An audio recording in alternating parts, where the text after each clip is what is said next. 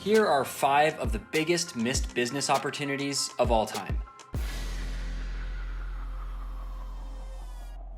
What keeps investors awake at night? Is it stock drops? Netflix is down 36%. Market crashes or financial free falls? It's easy to forget why we ever even liked technology stocks. Or is it regret? The golden goose that walked on by. The unclaimed pot of gold at the end of the rainbow.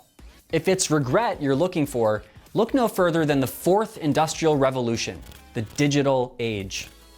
The wave of tech innovation that changed our lives. Some rode the crest of the wave and never looked back. Here's the shopping event for Amazon Prime members. I am proud to announce Meta. While others got left behind. Yahoo. Here are 5 of the biggest missed business opportunities of all time. And whatever financial regrets you might have, none of them come close to these.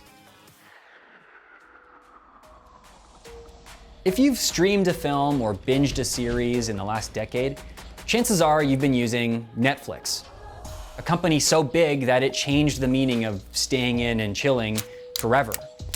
Despite its recent troubles, it still has a market capitalization of more than $100 billion. Now, imagine you were the company that could have bought Netflix when it was just a plucky upstart. Well, that's the mistake Blockbuster once made. Blockbuster. Remember Blockbuster? Blockbuster Video, wow!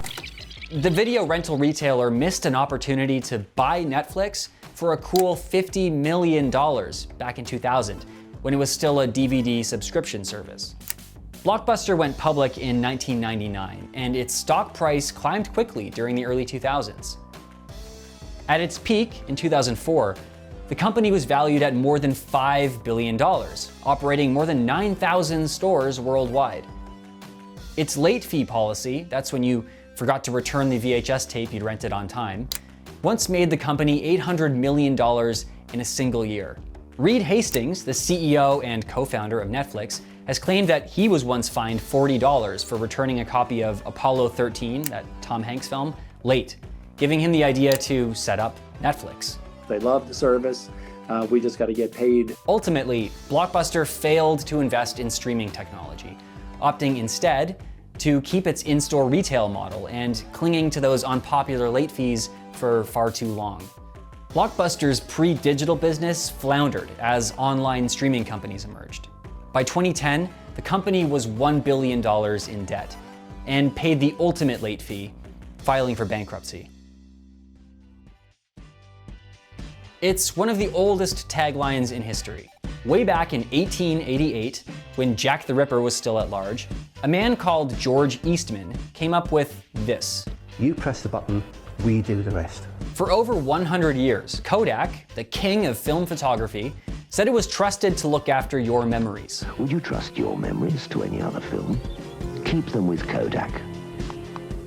First, they looked unlikely to miss the boat because they actually invented the boat. In 1975, it was a Kodak engineer that invented digital photography.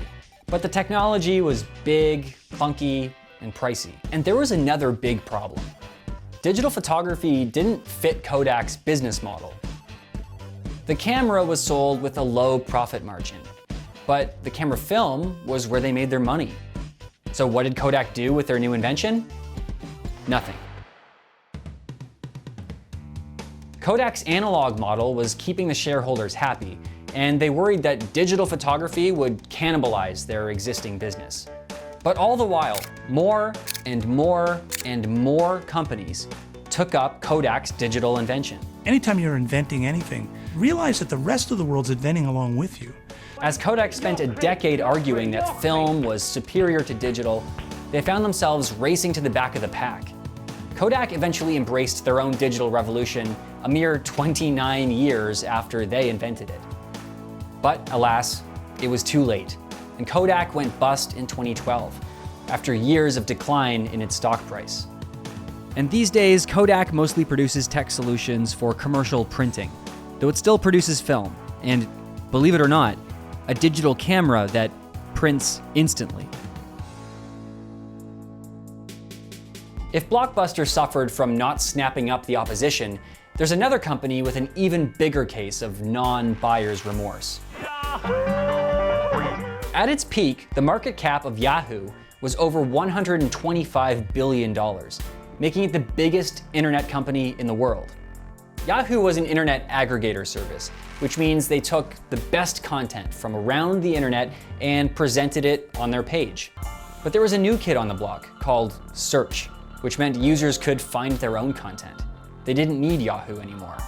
Search turned out to be Yahoo's kryptonite. Yahoo almost headed off the danger. They integrated Google search into their own website, but they didn't develop their own technology.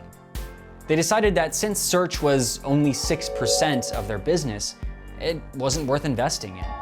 They were offered Google for $1 billion, and Yahoo wisely signed on the dotted line. What they didn't do was provide the funds to seal the merger, and the deal fell through. Google became Alphabet, and that $1 billion became $1.5 trillion. Search went on to take over the internet, and Yahoo paid the price. If I ask you to think of a personal computer right now, what image do you have in your head? Maybe you're thinking of Microsoft or Apple. I'm guessing you didn't think of Xerox. Xerox probably makes you think of printers, scanners, and fax machines. But it almost wasn't that way. To explain, we need to go back to 1970 and the Xerox Palo Alto Research Center. They set up this research center with a mandate to invent the technologies of the future. And it turns out they were pretty good at what they did.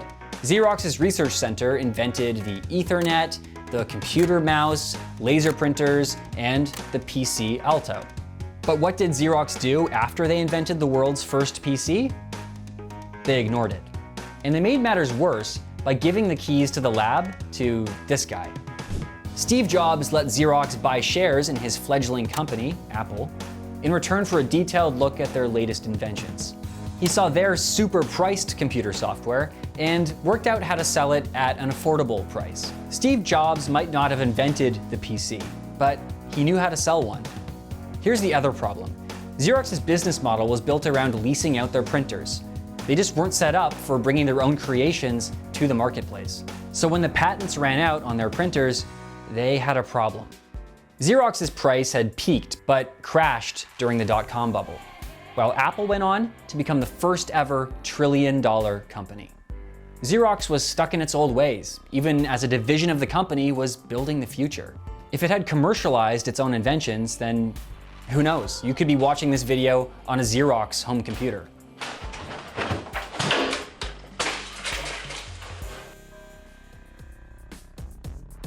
If you think of a mobile phone back in the 2000s, you're thinking of the old 3210. You're thinking of Snake.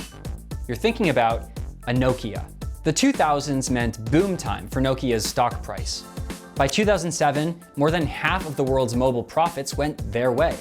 It was the world's biggest phone maker, with a market cap of $300 billion.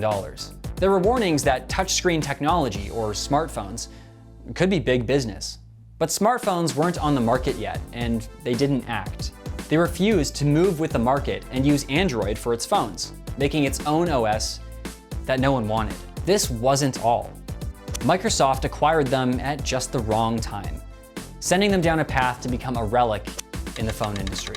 The mighty had fallen. Nokia's handsets were now losing money, and combined with Microsoft, had only 3% of the smartphone market. Nokia could have been what Samsung is today. Complacency and bad timing doomed them to the minor leagues. Thanks for watching. You can read all our original market analysis and much more about commodity markets by visiting Capital.com. You can also check out all our recent chart analysis and explainer videos by clicking on the box.